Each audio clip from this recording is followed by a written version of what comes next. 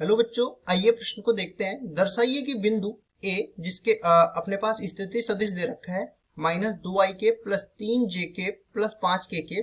दूसरा बिंदु बी जिसका स्थिति सदिश दे रखा है i के प्लस 2j के प्लस 3k के। और तीसरा बिंदु सी जिसका स्थिति सदिश है 7i के माइनस में k के। हमें दर्शाना है कि ये तीनों दिए गए बिंदु संरेख है। प्रश्न को हल करने से पहले इसकी मुख्य अवधारणा के बारे में चर्चा कर लेते हैं। मुख्य अवधारणा, तो देखो, जब भी तीन सदिश अपने पास संरेख हो, मान लिया कि ए बी सी संरेख सदिश है, संरेख सदिश है। संरेख सदिश होने का मतलब ये है कि तीनों सदिश जो है एक ही रेखा में विद्यमान है। मान लिया ये ए है, ये बी है और ये सी है, और ये बिंदुओं को निरूपित करते हैं ये तीनों सदिश। तो यहां से हम लोग जानते हैं कि अगर मैं ए बी को एक भाग ले लूं तो ये एक सदिश को निरूपित करेगा, मतलब ए बी सदिश अपने पास आ जाएगा, और बी सी को एक भाग ले लूं तो ये बी सी सदिश को निरूपित करेगा। और देखो, अगर ये तीनों बिंदु संरेख है तो ये दिए हुए दोनों सदिश जो हमने निकाले हैं वो भी तो सदिश संरेख होंगे। तो संरेख हो गए, ए बी और बी सी भी संरेख हो गए।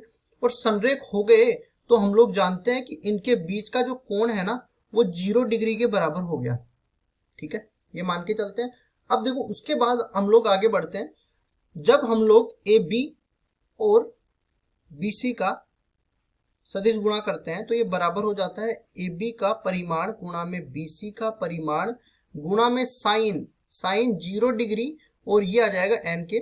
चूंकि ये सदिश राशि होती है तो ये एन के दर्शाता है इन दोनों के लंबवत इकाई सदिश को।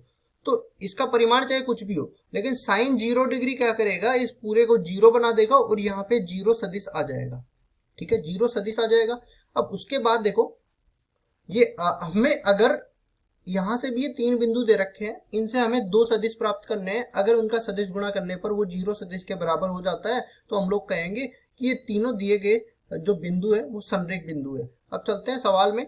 तो यहाँ पे लिखते हैं पहले, तो ए बिंदु दे रखा है -2i के प्लस 3j के प्लस 5k के। दूसरा बिंदु बी जिसका स्थिति सदिश है i के प्लस 2j के प्लस 3k के। तीसरा बिंदु सी जिसका स्थिति सदिश है 7i के माइनस में k के। अब हमें निकालना है इनसे सदिश। तो पहले हम लोग निकालेंगे ए बी सदिश। तो ए बी सदिश क्या बन जाएगा, अंतिम स्थिति सदिश में से प्रारंभिक स्थिति सदिश घटा देंगे। तो अंतिम ये वाला है, यहां से भी देख सकते हैं तीर वाली दिशा में अंतिम ये है।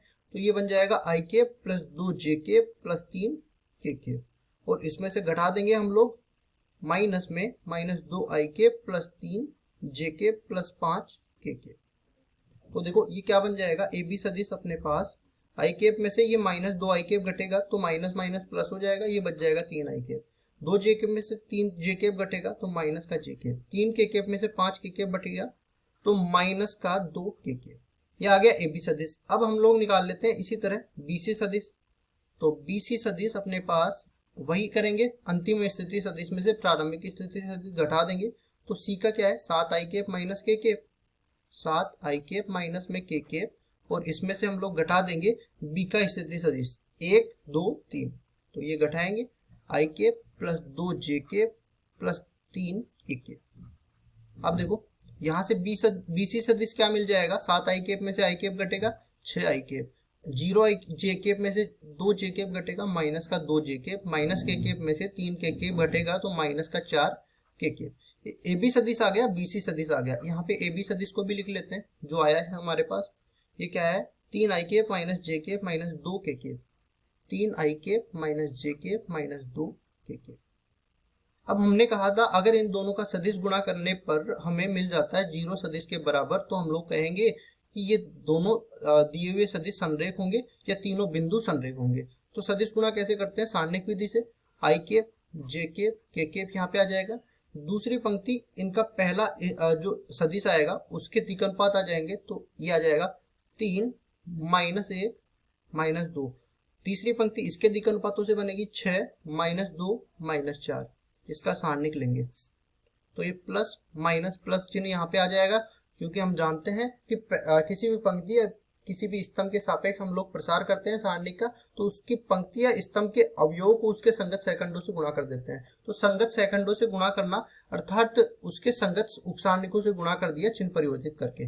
पहली पंक्ति के सापेक्ष का प्रसार कर लेते हैं। तो आई कैप का गुणांक देखेंगे, पंक्ति स्तंभ को छोड़ेंगे, बाकी बचे हुए अवयव का सारणी के ले लेंगे। -1 को -4 से गुणा किया, 4 के बराबर आ गया। इसमें से घटा देंगे इन दोनों का गुणा, तो इन दोनों का गुणा 4 के बराबर है, तो ये घटा दिया माइनस करके। फिर आएगा जे कैप माइनस के साथ, तो देखो पंक्ति स्तंभ को छोड़ेंगे तो ये आ जाएगा 3 चौक ये -12 और ये भी -12, लेकिन ये घटाएंगे तो ये +12 हो जाएगा। फिर आएगा के कैप, तो के कैप में देखेंगे पंक्ति स्तंभ को छोड़ेंगे, 3 दूनी 6 माइनस का, और यहाँ पे भी ये भी माइनस आएगा, तो माइनस घटा रहे हैं तो प्लस हो जाएगा।